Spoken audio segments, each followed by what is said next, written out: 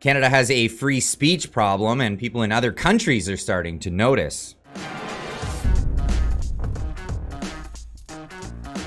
This was Elon Musk over the weekend. Trudeau is trying to crush free speech in Canada. Shameful is responding to a tweet from Glenn Greenwald saying the Canadian government, armed with one of the world's most repressive online censorship schemes, announced that the online streaming services that offer podcasts must formally register with the government to permit regulatory controls. Now, what does this all mean? Well, we're going to get into this, but Elon Musk torched Trudeau for trying to crush free speech in Canada. Once again, obviously, a lot of people are up in arms about this, but this came from a news release from the Canadian CRTC. Now, the Canadian government notes that it will ensure online streaming services make meaningful contributions to Canadian and Indigenous content.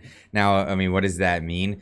The government under Bill C-18, we noticed recently, was saying a similar thing. The government was ensuring that news organizations were being fairly compensated by social media companies. That's what we heard recently. This was on that shakedown piece of legislation known as Bill C-18, where they're basically a shakedown of social media companies that allow news on their platforms. I mean, people are sharing news stories.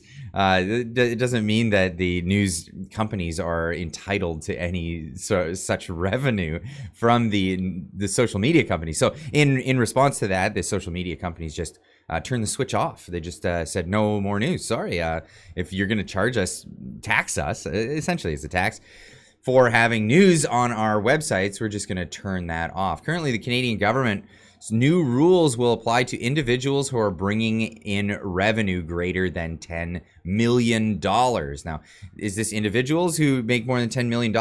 They say that it's not individuals who make their own content, such as myself online, but the platforms themselves make considerably more than $10 million. Is this what's going to be regulated? We're yet to see this just yet. Now, this came just after Joe Biden attacked Elon Musk's platform for supposed increase in misinformation, even ever since it's been acquired. Where do people get their news? Biden asked hypothetically as he discussed X. This is a quote, and you have to quote it just as it said. They go online. They go and they have no notion whether it is true or not. What are we supposed to do? Listen to the news? Are we going to listen to the mainstream news? Of course, Biden would have you do that. Now, the CRTC put this news release out. And this is from the Canadian website here, from the Canadian government. CRTC makes major step forward to modernize Canada's broadcasting framework. The news release, September 29th. From the Canadian Radio, Television and Telecommunications Commission. Today, the CRTC is advancing its regulatory plan to modernize Canada's broadcasting framework and ensure online streaming services make meaningful contributions to Canadian and Indigenous content. What does this mean?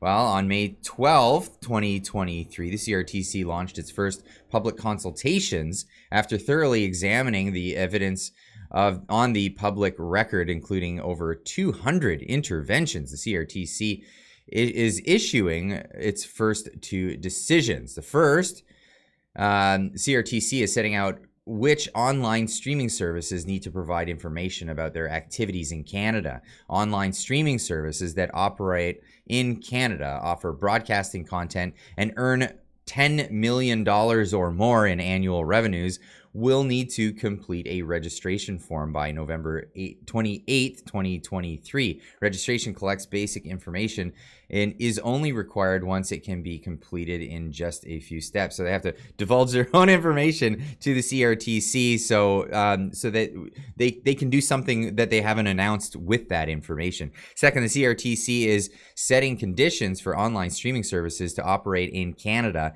These conditions take effect today and require certain online streaming services to provide the CRTC with information related to their content and subscribership. The decision also requires those services to make content available in a way that's not tied to specific mobile or internet services. Third, consultation is ongoing. It considers contributions traditional broadcasters and online streaming services will need to make to support Canadian and Indigenous content. The CRTC will hold a 3-week public proceeding starting in November 2023, and we'll hear from 129 interveners representing a broad range of interests. Now, this is where are they going with this? Is this going to be them forcing on the what we know as Canadian content? I believe it's 40% of content on all the radio and television has to be Canadian content. Canadian content, of course, is just what they deem as Canadian content. I mean, I could be, I'm a Canadian in a Canadian place, in a Canadian studio, but it's up to them to decide whether or not I'm Canadian in this whole thing. This really leaves people way up in the air, and it may affect even streams like my show here on YouTube. Now, quick facts: social media services must register, however, users do not. So I won't be subject to this, but the platforms, all the platforms that I put my videos out for you guys to enjoy and watch, will be subject to this. Online services that offer podcasts must register. However, individuals who use social media do not to share their podcast do not. Online services that provide video game services or audiobooks do not have to register. A list of registered services will be published on the CRTC's website, and this is where we are now. This is an interesting one, because this just another cash grab? Is this a bribe? Because I've always reminded of this one quote, and this is by PJ O'Rourke, when he said, "When buying and selling are controlled by legislation, the first things to be bought and sold are the legislators." These are the people at the CRTC. They're going to be the ones lining their pockets, greasing their palms when it comes to this. I'm sure of it. But we're yet to see. We'll see what happens moving forward. But this isn't the only online censorship kind of thing that's going on in recent times. David Creighton put on Twitter, he says, most underreported outrage of the week. This one out of the UK, where a journalist was arrested for malinformation, reporting about Trudeau's invitation to a former Waffen SS member. That's right. Someone was actually arrested for malinformation. Now, you got to get into this story, but what is the word malinformation? We keep hearing disinformation, misinformation. This term malinformation is truth used to inflict harm on a person, organization, or a country's. Example of malinformation includes phishing, catfishing, doxing, swatting, and other things. Malinformation is also used to refer to information that stems from the truth, but is often exaggerated in a way that misleads and causes potential harm. Well, who determines that? That's opinion. That's absolutely opinion. So malinformation is truth that's harmful to somebody. So if you tell the truth and you expose someone, this is now considered malinformation. This is what someone was arrested for in the UK. UK journalists arrested for malinformation after exposing truth about Trudeau applauding, the funny mustache dude, Mr. Clankety Clank clan over there in the Parliament. We all heard about that story. British independent journalist was arrested after he exposed the truth about Canadian Parliament's lauding of a Ukrainian Waffen SS member, as British police clamped down on anybody sharing non-mainstream news on the internet. Now, going down to what actually happened here, Thornton confirmed that officers from the regional cyber crime unit invited him to be interviewed. When he declined, they put him under arrest and drove him to a police station in Bristol, many miles away from his home. There, they attempted to serve him with a formal caution for malinformation in relation to 16 videos he had posted on social media. Thornton said officers interrogated him because the officers who were interrogating him became flustered when he asked which videos in particular that they objected to. He added that his lawyer ripped them to bits and demanded that the police charge him or release him.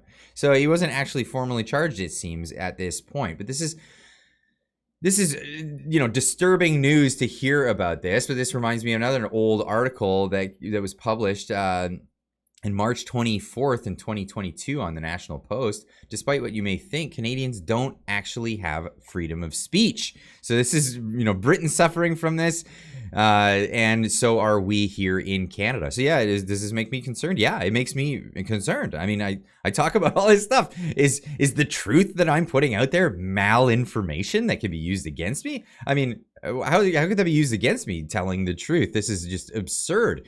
And this article saying, unlike in the U.S., where you can go to jail in Canada for saying the wrong thing. Hate speech is a thing here in Canada, and it's completely subjective. This is where the law ought to be objective.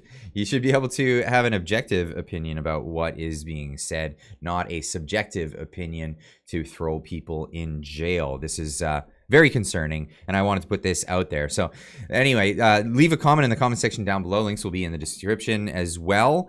Check out these articles that I talked about today and be part of the conversation. Leave a comment in the comment section down below. Let me know what you think. Are you concerned about this happening in Canada? Shutting down of free speech and arresting people for telling the truth?